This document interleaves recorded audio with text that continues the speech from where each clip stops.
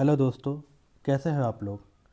मेरा नाम शुभम वर्मा है और मैं आप सभी के सामने उत्तर प्रदेश होम गार्ड की जो कि 41,424 पद आए हुए हैं उनके लिए क्लासेस लेकर प्रस्तुत हुआ हूँ। दोस्तों, मैं कुछ अपने बारे में बता दूँ। दोस्तों, मैंने CDS 2 बार क्लियर किया है, CAPF असिस्टेंट कमांडेंट 1 बार और दिल्ली पुलिस SI का पेपर मैंने 2 बार निकाला है। तो मैं ये वीडियोस अपने अनुभव के साथ बना रहा हूँ। तो दोस्तों, मैं बहुत ही कम लेक्चर्स में आपका फुल सिलेबस कवर कराने वाला हूँ। तो अगर आप मेरे साथ रहेंगे तो मैं शॉर्ट कहता हूँ कि आप पेपर ज़रूर निकाल के आएंगे, क्योंकि मैं आपको सिर्फ काम की चीज़ें पढ़ाऊँगा और बेकार की चीज़ें बिल्कुल नहीं पढ़ाने वाला हूँ। जो फोकस्ड चीज़ें होंगी वही हम लोग करेंगे क्लास में, फालतू चीज़ें कुछ नहीं करेंगे। जहाँ से क्वेश्चन आने के सबसे ज़्यादा चांसेस हैं वही टॉपिक हम कवर करेंगे। तो आज हम पॉलिटी के साथ कवर करने वाले हैं। पहले तो पॉलिटी के टोटल मैं 10 लेक्चर डालूंगा, तो उसका ये पहला लेक्चर है। ज़्यादा लंबा लेक्चर नहीं होगा, मेन चीज़ें जो होंगी वो हम कवर करने वाले हैं। तो आखिरी तक बने रहिए और पेन कॉपी साथ में लेके बैठना दोस्तों, नोट्स बनाते रहना। और ये PDF भी मैं टेलीग्राम ग्रुप में डाल दूँगा, वहाँ से आप ले लीजिएगा। तो आज पहला टॉपिक है प्रस्तावना। इसको दोस्तों आप ऐसे समझ सकते हैं, मान के चलिए कि ये अपना संविधान है। संविधान को आप ऐसे मान सकते हैं कि एक किताब है जो आप मार्केट से ख़रीद के लाते हैं। बिल्कुल आम भाषा में बता रहा हूँ। उस किताब के पहले कुछ पृष्ठ ऐसे होते हैं जिसमें ये बताया होता है कि इस किताब में आपको क्या क्या चीज़ें मिलेंगी, और साथ ही साथ लेखक के द्वारा लिखा हुआ एक छोटा सा लेख होता है जिसमें बताता है इस किताब का आप उपयोग कैसे कर सकते हैं और इस किताब को पढ़ने के बाद आपको क्या क्या गोल्स आपके जो हैं वो फुलफ़िल हो जाएंगे। मतलब जो जो आपने क्या क्या चीज़ें इस किताब से आप ग्रहण कर सकते हैं, ये चीज़ें इसके पहले 1-2 पेज में लिखी होती हैं।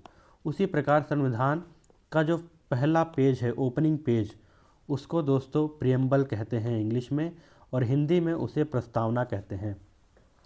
तो दोस्तों यही प्रस्तावना है। प्रस्तावना बेसिकली क्या है, आम भाषा में मैंने आपको बता दिया। प्रस्तावना संविधान का परिचयात्मक भाग है। ये संविधान का परिचय कराता है, जिसे संविधान का आदर्श, उद्देश्य और मूल भावनाएं संक्षेप में व्यक्त की गई हैं। संविधान में भारत की जनता की क्या क्या आदर्श हैं, उनके क्या क्या उद्देश्य हैं और मूल भावनाएं हमारे संविधान की क्या क्या हैं, ये संविधान निर्माताओं ने प्रस्तावना में डाल दिया था और वही प्रस्तावना व्यक्त करता है। प्रस्तावना एक तरीके से आप ये कह सकते हैं कि इंट्रोडक्शन होता है, परिचयात्मक भाग होता है एक किसी भी किताब का। उसी तरीके से संविधान का जो परिचयात्मक भाग होता है वो प्रस्तावना होती है। तो दोस्तों प्रस्तावना को बेसिकली हम देखा जाए तो एग्ज़ाम में आपसे 2 तरीके से क्वेश्चन पूछेगा वो। पहला ये कि प्रस्तावना जो है वो कहाँ से ली गई है, मतलब कौन से देश के संविधान से ली गई है। दूसरा, उसमें जो भाषा अंकित है, संविधान की जो प्रस्तावना में जो भाषा इस्तेमाल करी गई है वो कौन से देश से ली गई है। तो दोस्तों प्रस्तावना का आइडिया हमने United states of America USA से लिया है, यह आप लिख लीजिए। और दूसरी बात यह है कि जो संविधान में हमने भाषा इस्तेमाल करी है वो हमने ऑस्ट्रेलिया के संविधान से ली है। ऑस्ट्रेलिया के संविधान की प्रस्तावना में जो भाषा का इस्तेमाल हुआ है उसी भाषा के साथ हमने अपना प्रस्तावना में भाषा का इस्तेमाल किया है। लिया कहाँ से गया है, USA से, और भाषा का इस्तेमाल ऑस्ट्रेलिया वाली संविधान की। तो ये 2 चीज़ें हैं, इसको याद रखिएगा। तो यहाँ से एक क्वेश्चन आपका डन हो सकता है, बन जाएगा। तो दोस्तों संविधान की शुरुआत, संविधान में जो प्रस्तावना है उसकी शुरुआत कहाँ से होती है। उसमें कहा जाता है हम भारत के लोग। मतलब कि अगर देखा जाए तो प्रस्तावना के जो प्रमुख घटक हैं उसमें यह बताया है कि संविधान की जो शक्ति है उसका स्रोत क्या है। उसका स्रोत बेसिकली दोस्तों भारत की जनता से ही आता है, इसीलिए इसका शुरुआत होता है हम भारत के लोग से आरंभ होती है। मतलब कि सत्ता पक्ष जो है वो अपनी सत्ता या फिर अपनी जो पावर है वो जनता से लेता है, और उसकी पूरी पावर जनता में ही निहित होती है। जनता ही करता धरता है और संविधान की पूरी शक्ति जनता से ही आती है।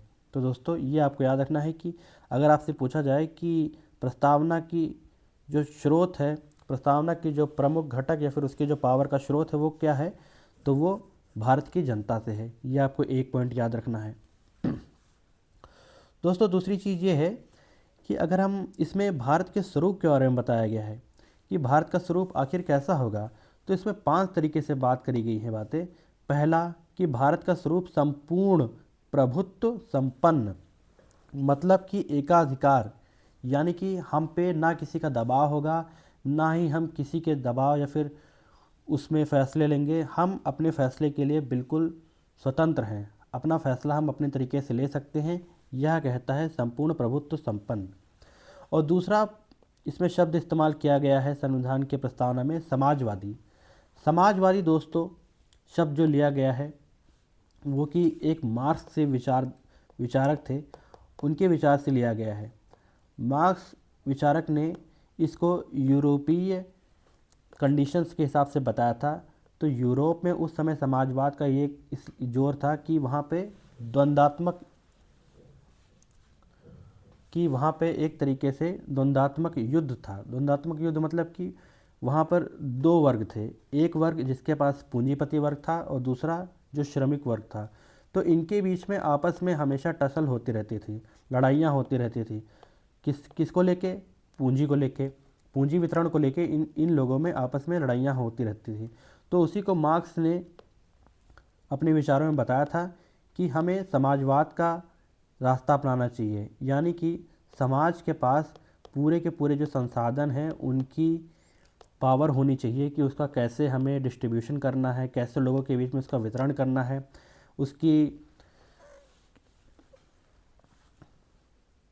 कैसे हमने उसका वितरण करना है और उसका कर्ता धर्ता कौन होगा, ये समाजवाद मार्क्स ने समझाया था। उसी को हमने भारत के परिप्रेक्ष्य में लिया है। हमने भारत के परिप्रेक्ष्य में इसे लिया है कि आपसी भाईचारे के साथ समाजवाद को हमें आगे बढ़ाना है। हमें इसमें कोई द्वंद्वात्मक युद्ध की बात भारत के परिप्रेक्ष्य में नहीं करी गई है दोस्तों। इसमें भारत के परिप्रेक्ष्य में समाजवाद को एक तरीके से आपसी भाईचारे के साथ इस्तेमाल किया गया है। तीसरा ये है शब्द इसमें इस्तेमाल होता है दोस्तों, पंथ निरपेक्ष। पंथ निरपेक्ष का मतलब ये है दोस्तों कि जो राज्य है, राज्य की खुद का कोई धर्म नहीं होगा, राज्य का खुद का कोई धर्म नहीं होगा। ये सबसे बेसिक बात है पंथ निरपेक्ष में। मतलब राज्य का खुद का कोई धर्म नहीं होगा, इसका मतलब जितने भी भारत में धर्म हैं उन सबको वो एक समान देखेगा और उनके लिए नीतियाँ सबके लिए एक समान बनाएगा। और अगर उसको किसी धर्म के प्रति अगर कुछ काम करना भी है तो वो कोशिश करेगा कि वो भारत की अखंडता के खिलाफ ना जाए। इस तरीके से पंथ निरपेक्ष का आइडिया जो कि संविधान के प्रस्तावना में दिया गया है। चौथी चीज़ दी गई है लोकतांत्रिक। मतलब कि लोकतांत्रिक का मतलब दोस्तों ये होता है कि हम भारत के लोग जो हैं वो लोकतंत्र में जीते हैं। लोकतंत्र का मतलब है कि हमारे द्वारा चुने हुए जो लीडर्स हैं वो जाते हैं लेजिस्लेटिव असेंबलीज में और पार्लियामेंट में, वहाँ जो लॉज बनाते हैं फिर वो ग्राउंड लेवल पे लागू होते हैं। तो ये लोकतांत्रिक विचारधारा की एक पहल थी जिसको लिया गया था। और पांचवा चीज़ दोस्तों इसमें दिया गया है गणराज्य। गणराज्य का मतलब दोस्तों ये होता है कि हमारे देश का जो सर्वोच्च कर्ता धर्ता या फिर जिसे कहते हैं राष्ट्रपति, जो हेड है, वो जनता के द्वारा चुना जाएगा, डायरेक्टली या फिर इनडायरेक्टली। डायरेक्टली जैसे कि प्रधानमंत्री का जो चुनाव होता है वो डायरेक्ट हेड होते हैं, और इनडायरेक्ट मतलब कि जो राष्ट्रपति होते हैं, राष्ट्रपति का चुनाव इनडायरेक्ट तरीके से होता है। तो दोस्तों गणराज्य का मतलब ये होता है कि हमारे चुने गए जो बिल्कुल हेड हैं वो जनता के द्वारा चुने जाएंगे। मतलब कि अब वो वाला सिस्टम दोस्तों नहीं रहेगा हमारे देश में, इनके ख्याल से, कि जैसे पहले राजा का बेटा ही राजा होता था। अब नहीं, अब आम जनता में से ही कोई चुनकर आएगा जो भारत पे राज करेगा। राज इन द सेंस कि पूरी तरीके से राज का मतलब ये नहीं कि वो एकाधिकार होगा, वो जनता के द्वारा चुने गए प्रतिनिधियों के साथ मिलके कानून व्यवस्था बनाएगा और उनको लागू करेगा, जैसे कि हमारे एमपी और एमएलए लोग। तो ये पांचों का मतलब दोस्तों मैंने आपको समझा दिया। यहाँ से क्वेश्चन आपका बन जाता है, इन पांचों का मतलब पूछ लेता है, कोई एक मतलब दे देगा और पूछेगा ये इसका मतलब किसका है, तो चार ऑप्शनों को पकड़ा देगा और पूछेगा आपको इन चारों में से कौन सा दिया गया है, ऊपर की व्याख्या दी गई है, तो ये आपको बताना है। पांचवी चीज़ दोस्तों हमें इसमें एक चीज़ और देखनी है कि संविधान का जो प्रस्तावना है उसके उद्देश्य के बारे में क्या बताया गया है कि उद्देश्य इसका न्याय स्वतंत्रता और समानता के बारे में बात करी गई है। तो न्याय इसमें पूछेगा एग्जाम में आपसे कि न्याय कितने प्रकार के होते हैं। अगर दोस्तों हम देखा जाए तो जो न्याय है जो भारतीय प्रस्तावना में दी गई है वो 3 प्रकार की दी गई है।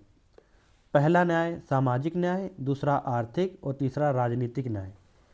हम मतलब कि हमें समाज में रहने वाले जो व्यक्ति हैं उनके लिए भी न्याय एक समान ही होगा।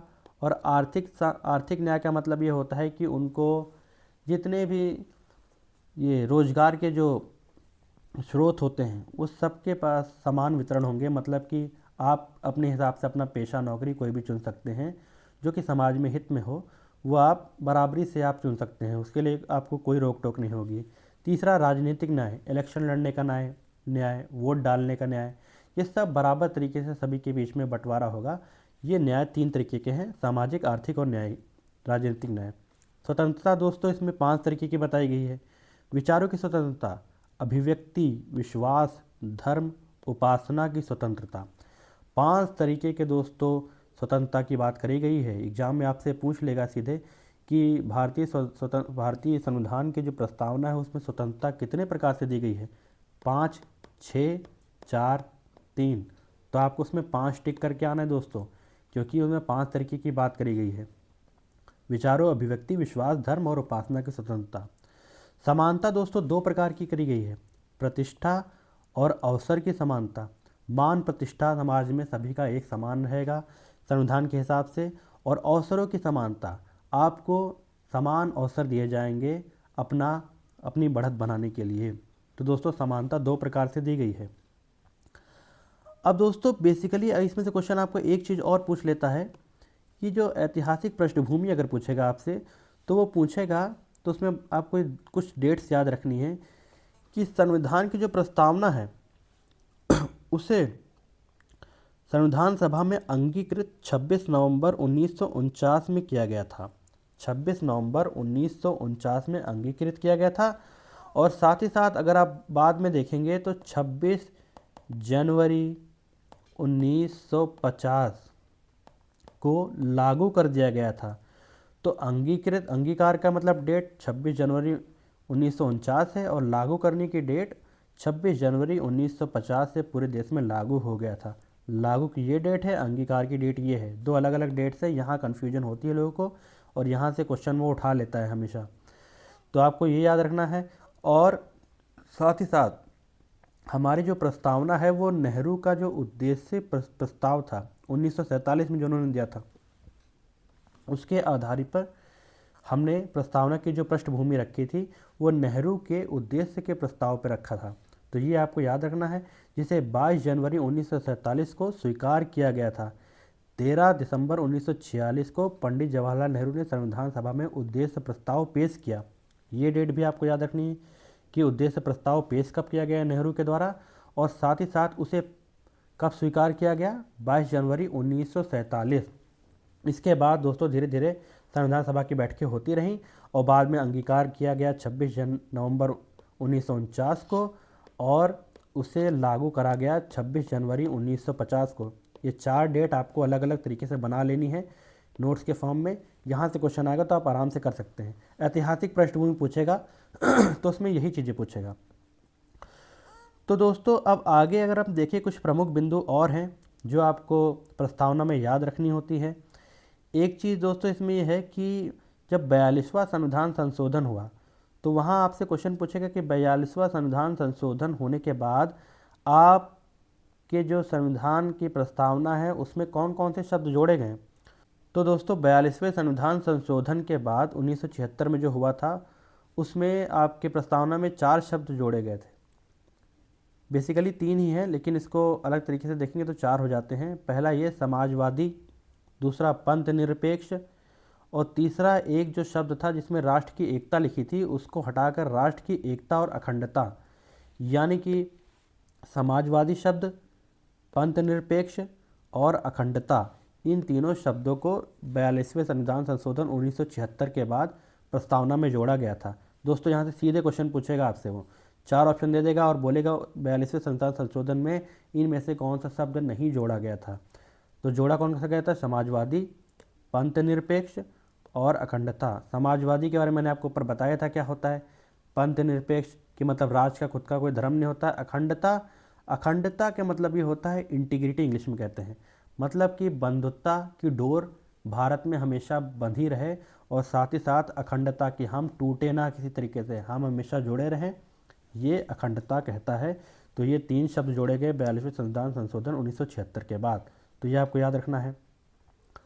और इसमें से आपको क्वेश्चन पूछेगा वो कि दोस्तों वो आपसे पूछेगा कि फ्रांसीसी क्रांति जो हुई थी, फ्रेंच रेवोल्यूशन, उसके बाद आपकी प्रस्तावना में कौन कौन से शब्द वहाँ से लिए गए थे। तो 4 दे देगा ऑप्शन और बोलेगा इनमें से कौन सा नहीं है। तो 3 आपको ये रखने याद रखने हैं कि स्वतंत्रता हमने जो ली थी, समानता और बंधुत्ता, ये तीनों शब्द हमने फ्रांसीसी क्रांति से लिए थे, स्वतंत्रता, समानता और बंधुत्ता। इसको आप नोट कर लीजिए। और साथ ही उसके बाद रशियन रेवोल्यूशन जो होता है, मतलब कि रूस की जो क्रांति होती है, उससे हमने कौन कौन से शब्द लिए हैं। उससे हमने सामाजिक, आर्थिक और राजनीतिक न्याय, मतलब कि जो न्याय 3 तरीके के मैंने ऊपर बताए थे आपको, वो रसिया के जो युद्ध हुआ था, मतलब कि रशियन रेवोल्यूशन जो हुआ था, वहाँ से रशियन क्रांति से आपका ये तीनों शब्द उठाए गए थे। तो इसमें भी 4 ऑप्शन दे देगा और बोलेगा आपसे कि कौन से इसमें से ऐसा चीज़ है जो रशियन रेवोल्यूशन से नहीं लिया गया था। तो लिया कौन कौन सा गया था, सामाजिक न्याय, आर्थिक न्याय और राजनीतिक न्याय। तो चौथा जो होगा वो आपको लगाना है।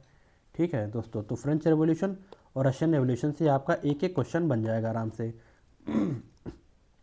उसके बाद दोस्तों आपसे अब क्वेश्चन पूछेगा कि जो विभिन्न प्रकार के जो प्रस्तावना में संवैधानिक स्थिति आज के लेकर देखा जाए तो क्या है, मतलब कि संविधान का भाग प्रस्तावना है कि नहीं है।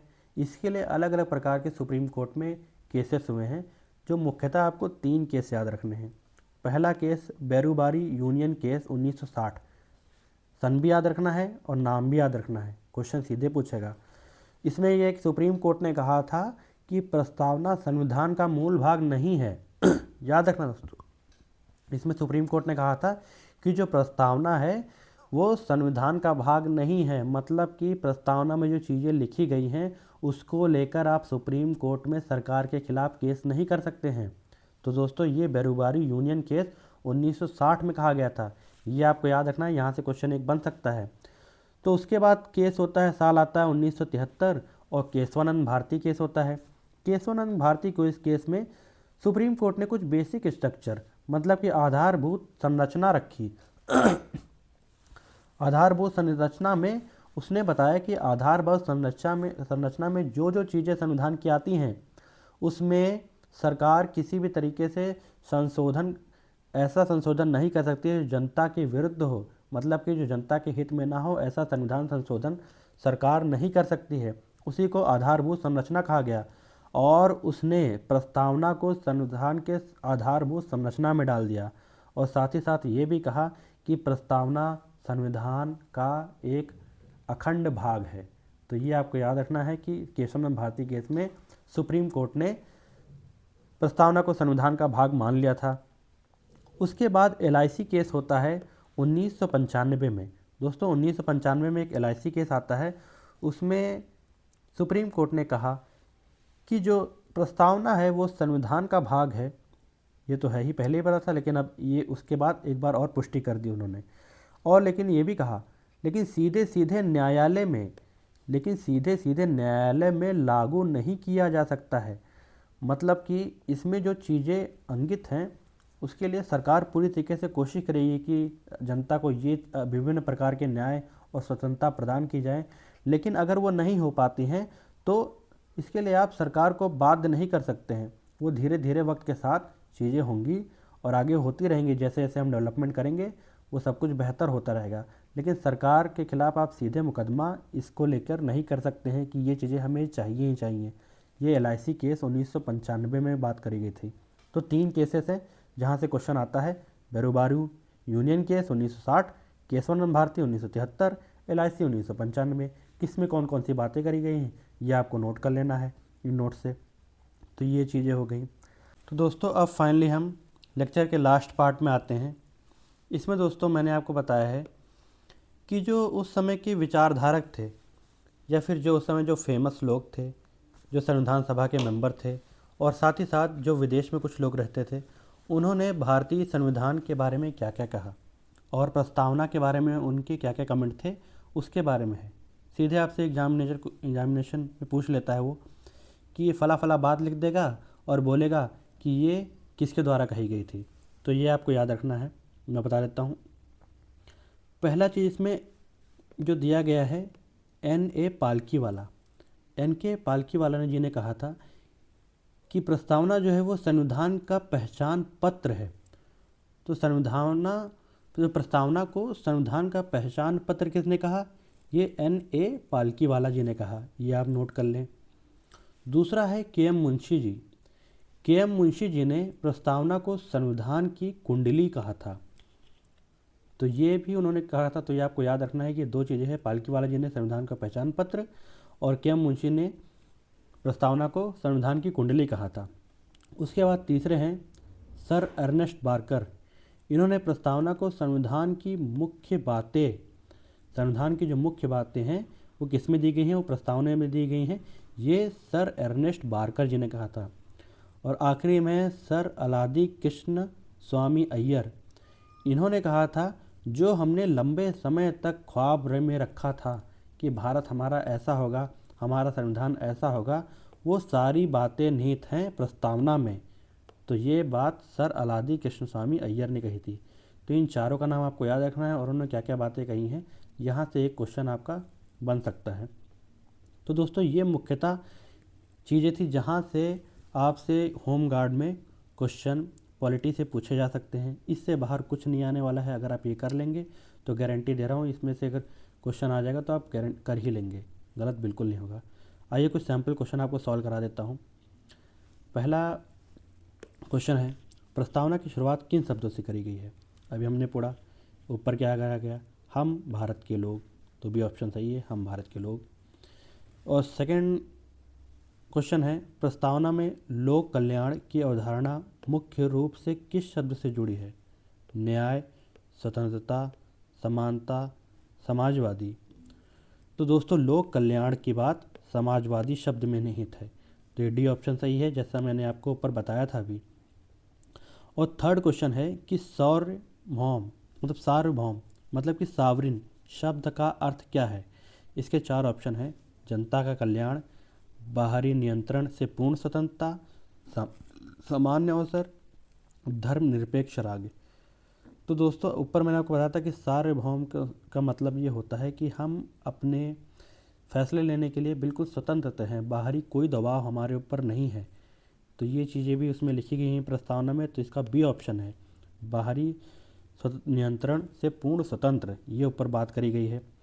अब चौथा क्वेश्चन है, प्रस्तावना में धर्मनिरपेक्ष शब्द कब जोड़ा गया?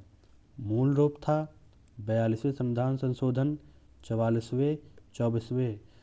तो दोस्तों हमने इसको 42वें संविधान संशोधन में जोड़ा गया। धर्मनिरपेक्ष के साथ साथ वो आपको पंथ निरपेक्ष भी दे सकता है।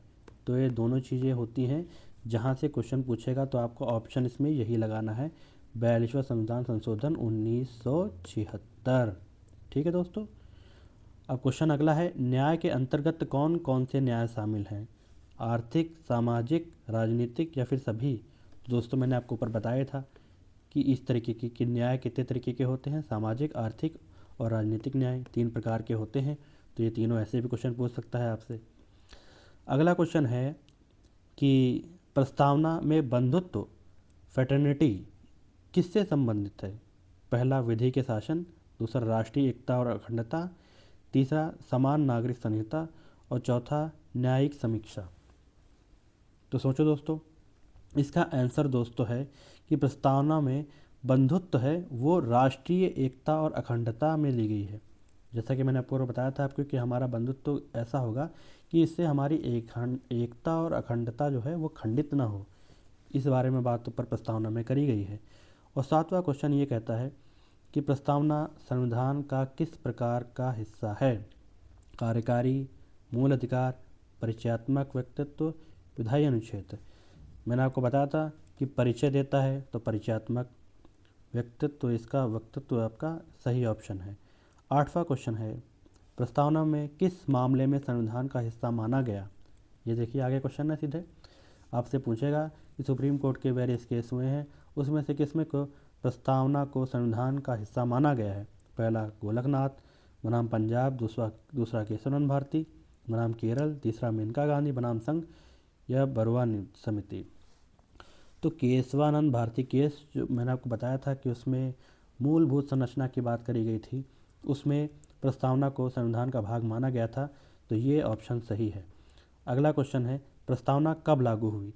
26 नवंबर 1949, 15 अगस्त 1949, 26 जनवरी 1950, 2 अक्टूबर 1950। निहित कब हुई थी, 26 नवंबर 1950। लागू कब हुआ, 26 जनवरी 1950। तो ये आपको याद रखना है, ये 2 डेट मैंने आपको ऊपर बताई थी, यहाँ से क्वेश्चन आ गया। अगला क्वेश्चन है, निम्नलिखित में से कौन सा शब्द प्रस्तावना में नहीं है। न्याय, समानता, स्वतंत्रता, स्वायत्तता, कौन सा नहीं। ये आपने ऊपर अभी पढ़ाई है, आपने ये देखा कि स्वायत्तता के बारे में ऊपर कुछ भी नहीं कहा गया है। तो ये है 3 ऊपर शब्द दिए गए हैं, ये आपको याद रखने हैं। ऐसे क्वेश्चन बनेंगे दोस्तों, इसीलिए मैंने क्वेश्चन कुछ सैंपल डाले हैं। अगला क्वेश्चन है, प्रस्तावना में राज्य का स्वरूप किस वाक्यांश से दर्शाया गया है। लोकतांत्रिक गणराज्य, धर्मनिरपेक्ष समाज, संविधान सर्वोच्च है या फिर जनता सर्वोच्च है। बताओ दोस्तों। तो इसका ऑप्शन आपका है लोकतांत्रिक गणराज्य। जैसा कि मैंने ऊपर आपको समझाया था, तो उसी के हिसाब से ये क्वेश्चन डिज़ाइन किया गया है। तो दोस्तों और आगे के दो क्वेश्चन हैं, वो आप खुद अटेम्प्ट करना। ये 12वां क्वेश्चन है, निम्नलिखित में से कौन सा लक्ष्य प्रस्तावना में व्यक्त नहीं है। इसके ऑप्शन है तो ये आपको कमेंट सेक्शन में बताना है। निम्नलिखित में से कौन सा लक्ष्य प्रस्तावना में व्यक्त नहीं है। जन कल्याण, बंधुत्व, समाजवाद या फिर स्वशासन। तो 4 ऑप्शन है। आंसर मैंने दोस्तों नीचे दे रखा है, अगर जिसको नहीं आ रहा है तो वो अभी भी यहाँ देख ले। अगला क्वेश्चन है, प्रस्तावना का विचार मुख्य रूप से किस दस्तावेज से प्रभावित है। आयरिश, अमेरिकी संविधान, जापानी, कनाडी। तो इसमें किससे है, अमेरिका से। शुरुआत मैंने आपको बताया था कि कहाँ से लिया गया है, तो यहाँ पर ये देखिए लिया गया है अमेरिका से, यूनाइटेड स्टेट्स ऑफ अमेरिका से।